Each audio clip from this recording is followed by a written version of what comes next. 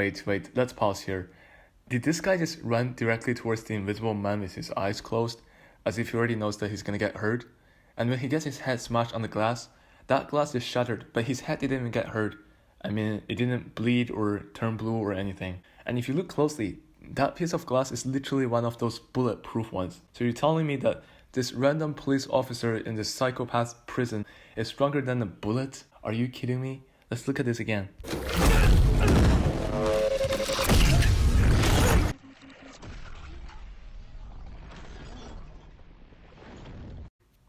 Okay, it's clear now.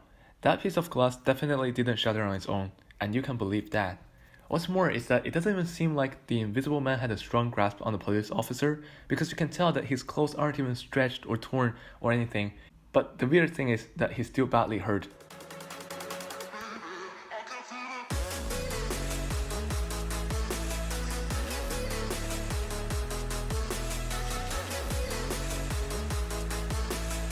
Hello everyone and welcome to a brand new video on my channel. A little while ago, I watched the movie The Invisible Man and had so many thoughts regarding this amazing horror/action movie. I'll use this video to share with you guys my honest review of this movie.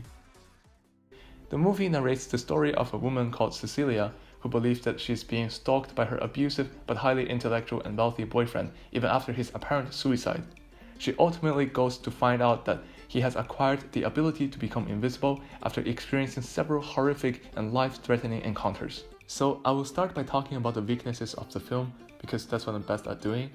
I believe that many parts of the movie are illogical, which makes me think that the tragedy and trauma that fell upon Cecilia could have easily been avoided, and here are a few examples that prove this. First, who the hell sleeps without closing their room door?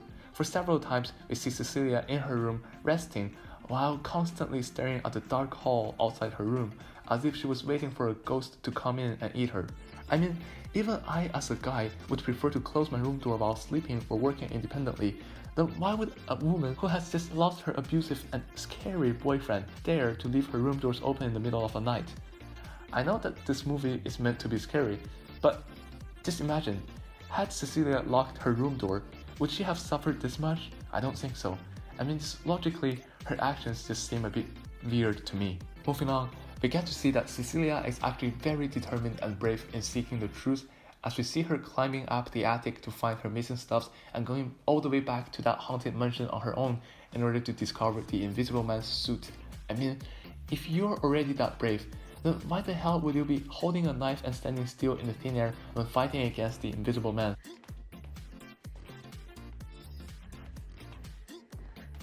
What are you doing? Are you waiting for the man to kick your ass and die? I mean, as a normal person, if I were in that situation, standing in the center of the kitchen, holding a knife in hand and trying to capture this invisible man, I would have gone crazy. I would have wielded my knife crazily all around, stabbing everywhere out of the thin air, because that's the only way I may actually deal some damage to him. What's the point of standing still? Are you straight up defying the IQ of that invisible man who is probably 10 times as smart as you are? So yeah, I'm sorry, but with respect, dear director, especially the action director, you guys suck. Furthermore, the lack of logic is once again seen when all those stupid and useless police officers in that psycho hospital or jail all fail to capture the invisible man. Like, are they a joke to the invisible man or what?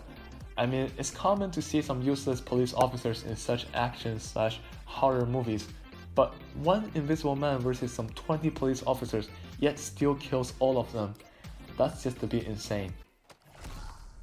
First blood, double kill, triple kill, quadra kill, pentakill. What's more insane is that the Black Sheriff, aka Mr. Best Guy of the movie, is portrayed as a strong, wise, and muscly guy since the very beginning. But then, what happens to him when he faces the Invisible Man? He gets his ass kicked as well. Look, the Invisible Man has just fought against like 20 police officers, and then he drove all the way back to the little girl's house, got sprayed by the girl, then our sheriff comes in, full of energy, sleeves rolled up, pistol in hand, seemingly ready to fight, but then gets choked to death by the Invisible Man in less than 30 seconds.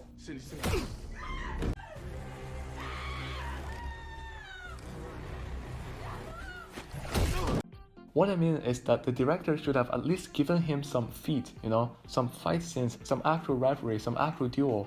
There's no way that he's that useless and weak. If you think logically, the only advantage the Invisible Man has is his invisibility. The guy doesn't know any kung fu, nor does he know any combating skills, nor does he have any buffs like the red buff in League of Legends. Then why on earth did the sheriff faint away so quickly? Are police officers in the US that weak and ill-prepared for fight? Debatable. And what happens after? It was Cecilia who got the final kill.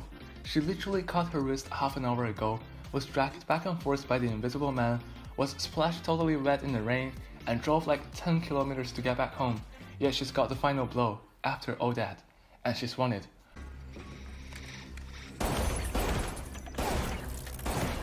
Wow, she must have gotten some real superpowers. That's just not very convincing to me, like legit. How on earth did she manage to shoot down the Invisible Man when all these strong and trained cops failed? Unbelievable. Anyways, let's take a break from roasting the film and actually give it some appreciation and recognition. I will talk briefly here because I'm simply not good at praising stuff. The film did well in including all those horror elements that one should expect in such horror films. The montage effects, the jump scares, and the dramatic and all those unexpected moments in the film are somehow effective in terms of creating suspense and tension and increasing the adrenaline level in my bloodstream.